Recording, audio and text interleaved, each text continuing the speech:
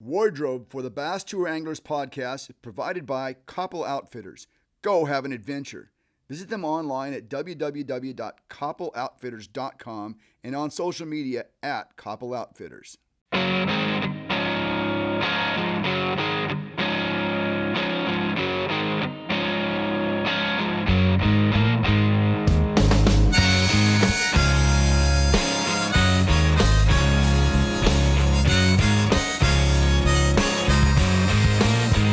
Hello, everybody. Welcome to our Trophy Hunter segment. Our guest today has been featured in Bassmasters Lunker Club multiple times. He's a trophy hunter from the state of Florida. He's got 24 bass over 8 pounds and 7 over 10. He's a glide bait expert, and we're going to pick his brain about the technique today. You can follow him on Instagram at bass68. Brian Vaughn, welcome to our show today. Thank you for having me. Now, you've got a reputation for fishing a glide bait in all conditions. Are there any conditions where you don't fish a glide bait? No, I always have a glide bait tied on, and I always fish it. Do I catch? No. But I always throw it. And then I think ultra calm water, completely calm, I probably would shy away from a glide bait. So you like a little bit of chop on the water when you throw your glides? Yeah, anything that just creates a little bit of ripple. And then, super rough water, because down here we can get some wind, bad wind. I wouldn't throw it. I wouldn't throw it then. Okay. I mean, you and I have had some conversations via direct messaging on Instagram about glide bait fishing, and I just have always kind of had the back of my mind, this guy is a person who throws it a lot. And so obviously there's a lot to fishing a glide bait, a lot more than just taking it out of the package and fishing it. Why don't you tell us a little bit about, number one, your favorite baits? Because I know you're dialed into a couple that you really like. And then let's talk about the equipment you use, rods, reel, line, and all that stuff. So my go-to glide is the HPH, and then I use a lot of them, but that's my go-to. I use the 86 glide bait. Recently, the is it KGB, the crappie glide, which I like.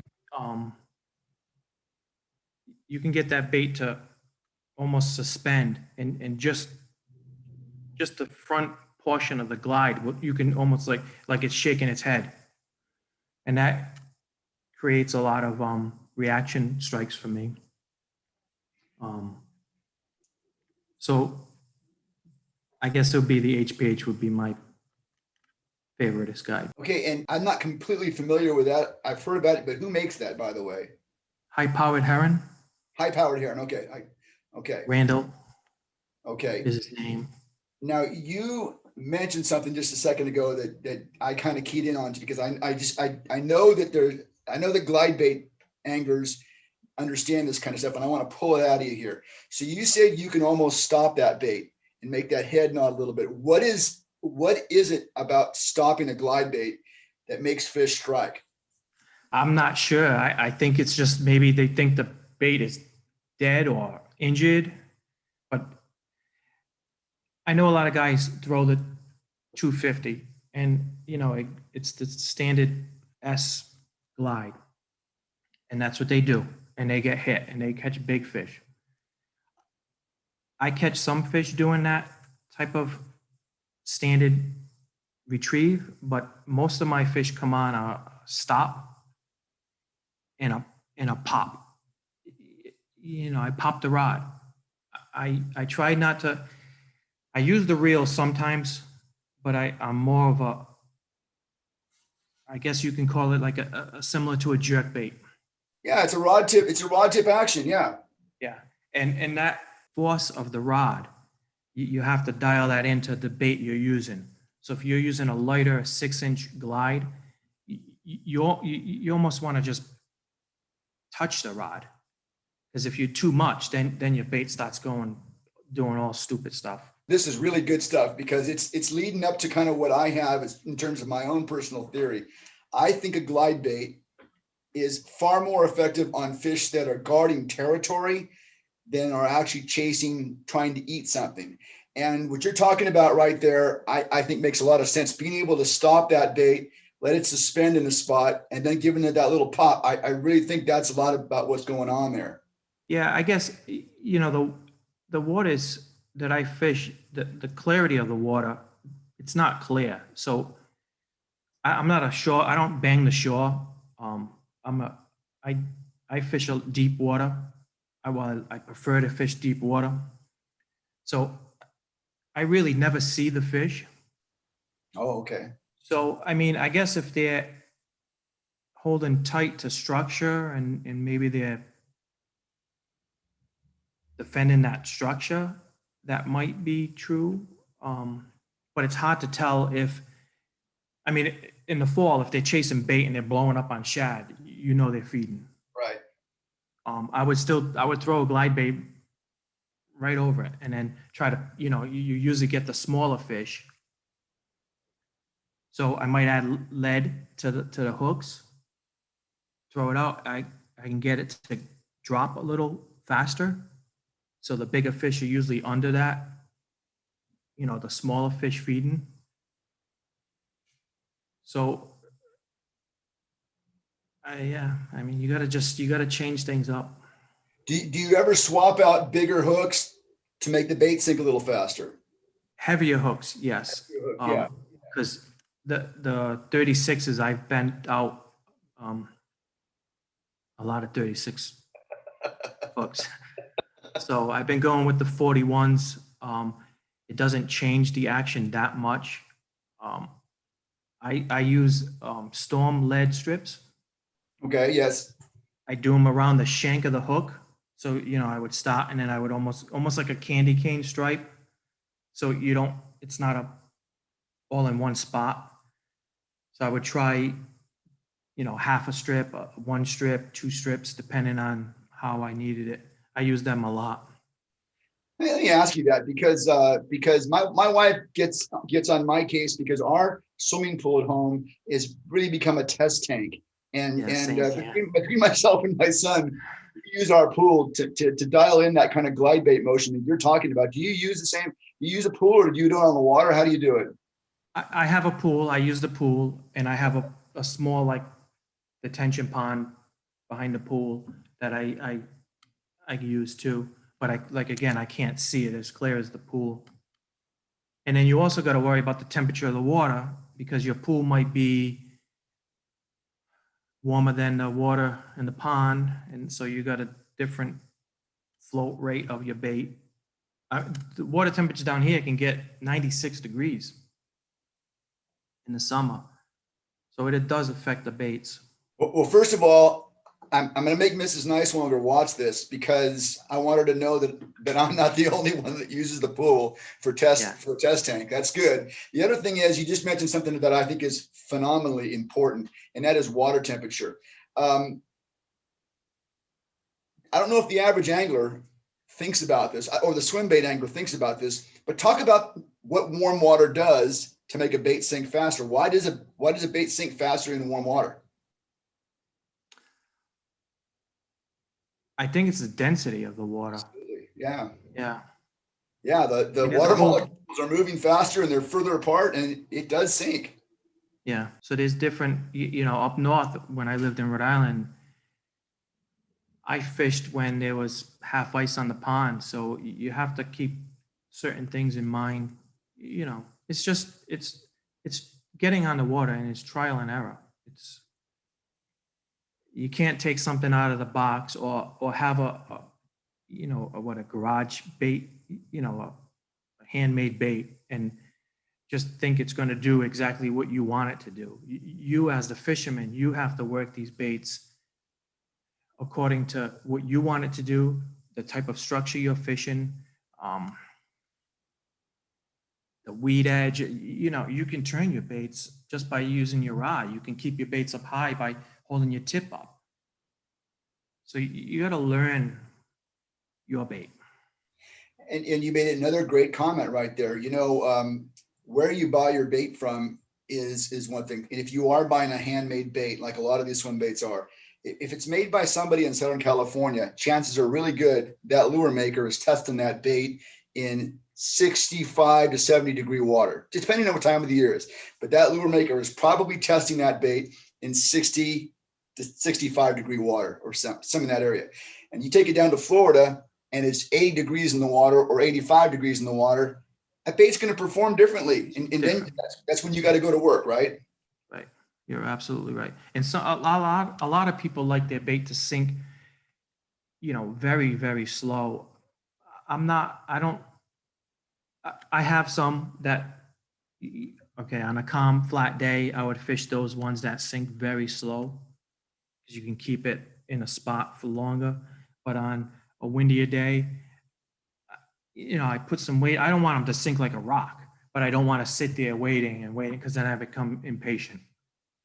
I wanted to ask you in Florida, what does deep water mean in Florida? In California, where I fish, deep water means 40, 50 feet. What does it mean in Florida?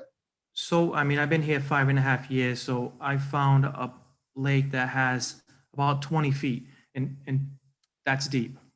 Right. And I usually keep my boat in 18 feet, cast into roughly 12, 14 feet, weed edges. We don't have a lot of rocks. It's more of a sandy, weedy, mucky bottom. Okay. So you look for, the weeds. That's what I look for. Up Absolutely. north, it would be rock piles and trees. Absolutely. All right. Now you mentioned some of your favorite baits. What about rods for throwing, say an 8-inch kind of a medium sized swim bait glide? What size rod? How heavy and so on? I use 7-11s or 8-foot rods, heavy. I got the older school G Loomis GL2 swim bait rods, which I love. Those are musky rods, aren't they? No, they're swim bait rods. Okay. They made them specifically for swim baits. They made a medium heavy, and extra heavy. Okay.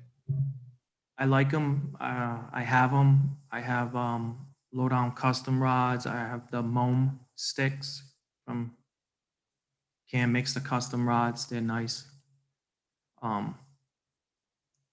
So majority of them are heavy. I have some extra heavy.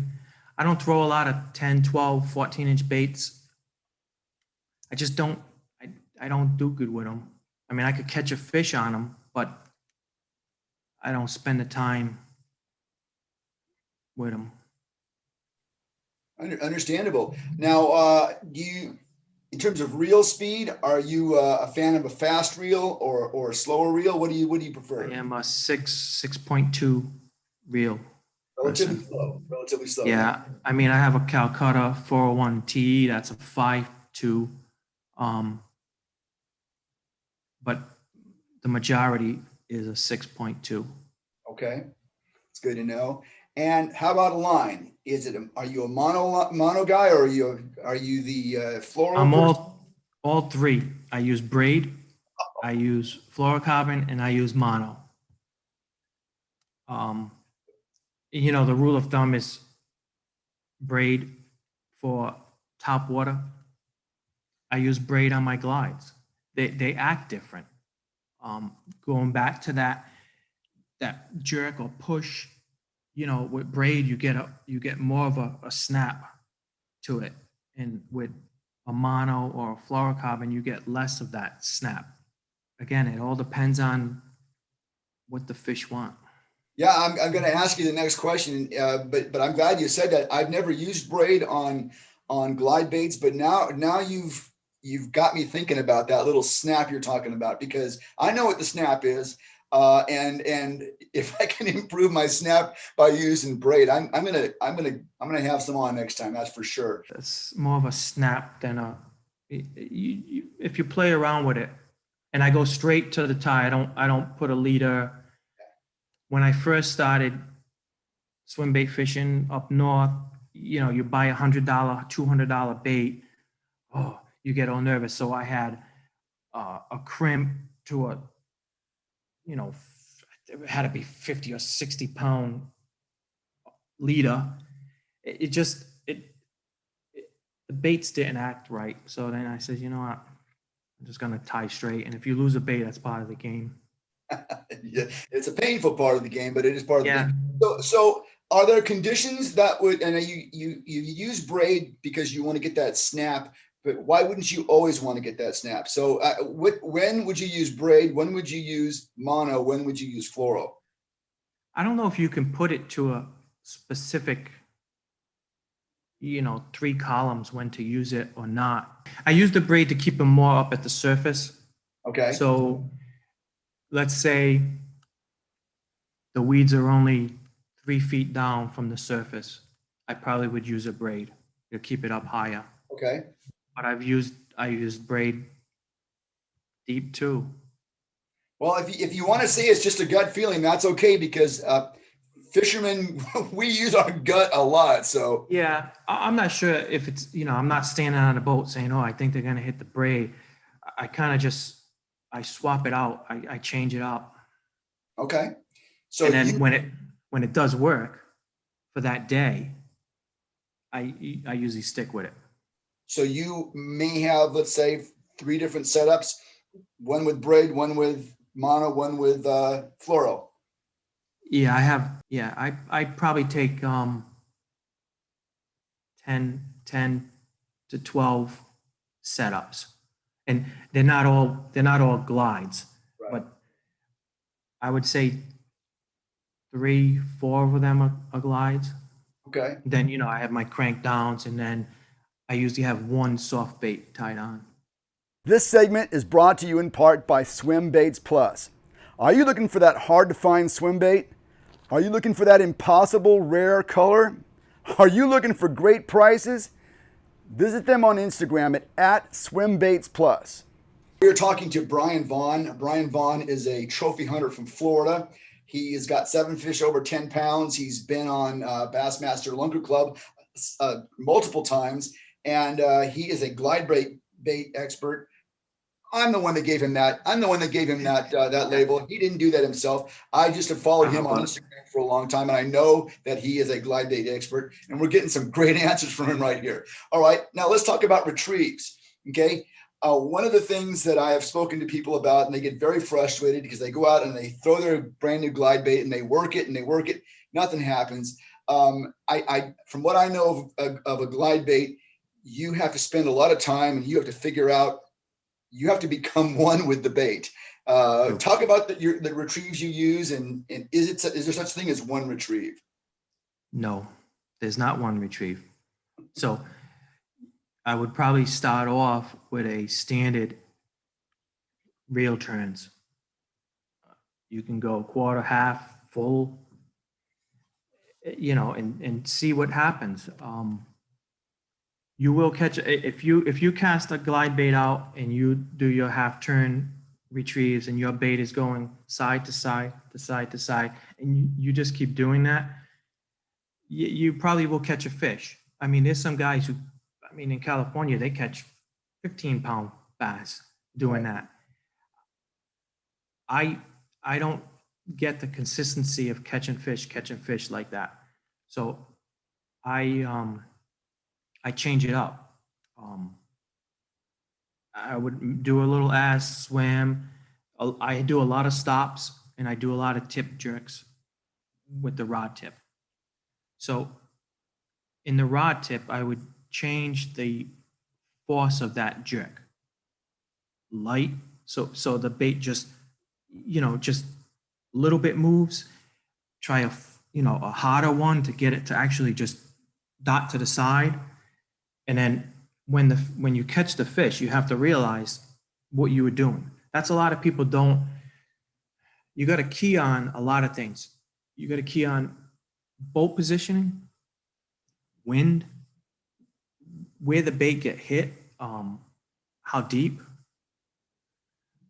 It's all, you got to try to put it all together, and then when you move to different spots, if you're in X amount of feet of water, you're casted parallel to a weed edge. Keep doing that. You will catch more fish that day. I mean, I don't think there's one standard glide for a glide bait. Back to that KGB crappie. I was fishing it, the normal pops, stops, pop. I wasn't getting hit. So I put it near this, we have these clumps of weeds that, they just grow to below the surface, and they could be round in size, maybe, I don't know, 7 feet, and they're all over the place. So you can get your glide bait or any bait, you try to work it in between these weed growths, let's say. I would cast that bait out and I would stop it right at the edge of the weed. And like I was saying, I was just shaking the fish's head, the bait's head, and it got smashed. So it all depends on that day, what they're going to do. If I could tell you exactly what everybody's fish was doing, I wouldn't have came home from work. I would have been making $1 million somewhere else, right? Hey, Brian, one of the I've been associated with various swim bait companies, and one of the complaints I hear from customers sometimes is that I spent $150 on this bait and it just doesn't work. If you're going to spend $150 on a bait, you got to put at least that much effort into learning how to use the lure. Wouldn't you agree? I would agree. I hear that often too. I'm going to sell the bait because it didn't catch me any fish. Well, you got to change it. You got to change things up and figure out what the fish want. There's no magic bait. You can't just buy the magic bait, cast it out, and you're going to catch big fish. You got to get time on the water, and you got to learn different things. And don't be afraid to try different things. A lot of people spend a lot of time on the internet reading about this and this and this. That only works for certain people. Or you only see the good, like you only see the people posting up fish, but you don't see the numerous hours behind the scenes that they're learning. They're trying new things. So you just got to try different things. You mentioned that you don't see the strikes on the glide bait very, very often. That's a really different experience for me. Now, a lot of the lakes I fish are very clear, and I find that glide bait fishing for me is all about sight.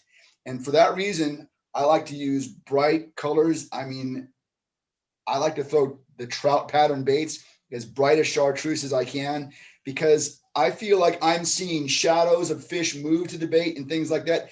And when I see a fish move to the bait, maybe not hit it, it tells me that I can go back and throw and maybe get that fish to bite. Probably pretty sure I can get that fish to bite. You're not looking at the bait at all? Nope. And there's those markers on top of the bait, and yeah. I won't use a bait that has a marker on top of it. I don't know if it's probably just me. But I understand why you guys do it. You can see it if you get a shadow or you cast past your structure and you want to keep it right at that edge for a little bit longer, you can see the marker or the bright color. No, I really don't. Not we. What I've learned is sometimes a big fish would come up, and I think they just nose it. They smacked it to the side. So you'll feel that. And then just keep doing what you're doing. And then me personally, I stop the bait, and then I give it one of those bump. And as soon as you do that, your rod usually loads up. And then if it doesn't, it might smack it again. Okay, reel up your glide bait. Throw in a soft bait to follow up. And chances are they're going to hit that. Oh, good idea to have a follow-up bait there. Really good Yeah. idea. Yeah. So let's talk about color then. Um, for you, how important is it to have a glide bait that mimics the forage that you imagine? Do you think it's loud colors that are more important, or do you want to mimic, you want to match the hatch, so to speak? I matched the hatch. And then, you know, the golden shiner, I mean, everybody uses live bait. So they use a live golden shiner. And the big, 8-inch golden shiner, they're gold. If you look at them, they're gold. The fins are orange. But if you look at younger golden shiners, the fins are orange, but they have a silver, almost like a chartreuse line, similar to a threadfin shad. Okay. So I kind of have my baits painted with some silver, and not that solid gold. I don't do that great on that color. But yeah, I do keep it to a natural color. That's the question. Okay. Yeah, that's very good. The new Frantic by Trophy Bass Baits is a 3-piece segmented glide style swim bait. They call it that because, well, it's frantic. Check them out by going to @SwimBaitsPlus. We're talking to trophy hunter Brian Vaughn. He's a Florida bass trophy hunter, and so I know that you'll fish a glide bait all year long, but Yes. we are quickly approaching, and I think you guys probably already there. We're quickly approaching the spring here in Southern California. I always feel like it's the best time for glide bait fishing. I just feel like the fish are very territorial. Is that the way? Do you feel like this is the big time of year for glide baits, or is there a peak season for you? In other words, I probably do better on glide baits in May. So that would probably be after our spawn, okay, oh, when definitely. they're done and they feed. I do good in the fall also, which is, depending on the temperature, October, November, that's our fall. I remember. Again, they'll be busting baits. That's when they'll, the shad will start getting together and they'll bust out on the shad. And usually the littler fish are up top busting the shad and the bigger ones are down below. I remember a very famous Halloween bass that you caught, right? Probably, yeah. Didn't you get a 10 or 11 on Halloween one year? I remembered a post about a Halloween bass. I might have. I would have to look back. Okay. I know one was I don't know, 8 change. It was on Father's Day when I had to get back to have Father's Day with my daughter, and I was like, just one more cast, and then I got one. But yeah, it might have been Halloween. Okay. I fish all the time, so This is just stuff that I'm remembering. Okay. Do you have any tips for our viewers? Because we have our swim bait segments, our trophy hunter segments are some of the most popular segments we have. And people always ask me to please find out, what are there any tips for finishing? When you see a fish following your bait, anything you can do to make them bite. You're not seeing your fish a lot, but you know what they're talking about, right? In terms of getting that fish following, how do you make them bite? yeah, I would I know a lot of people, if you see the fish, you kind of might get nervous. You might pull the bait away from the fish. So try to stay calm. I would, and then I'll give you an example thing. I did see a fish hit one of the baits, and he came up behind it. So just keep gliding the bait. You can almost see him open his mouth. So what I actually did was I closed my eyes. I just kept on fishing the bait and I stopped it. And then the rod loads up. My eyes are closed. So I think if you see, you react faster when you see something. And the fish might not have a hold on that bait properly. And then you're going to set the hook. So I would follow through with the standard glide that you were doing when that fish came up to your bait. And then if he wasn't going to hit it, I would stop that bait, stop it, and then pop it. And I think on that pop, you might get him. That's probably the best I can say. Oh, I think that's perfect, Brian. I've really enjoyed having you on today. Like I said, I've followed you on Instagram for quite a while. You always seem to be catching fish, and you've been on my target for someone that I wanted to have on the show. Thanks for being with us today. Keep posting those big fish, and we'll talk to you again soon. Okay. Thank you for having me. You take care. All right, you too. Thank you. Thanks. Bye. Wardrobe for the Bass Tour Anglers podcast is provided by Koppel Outfitters. Go have an adventure.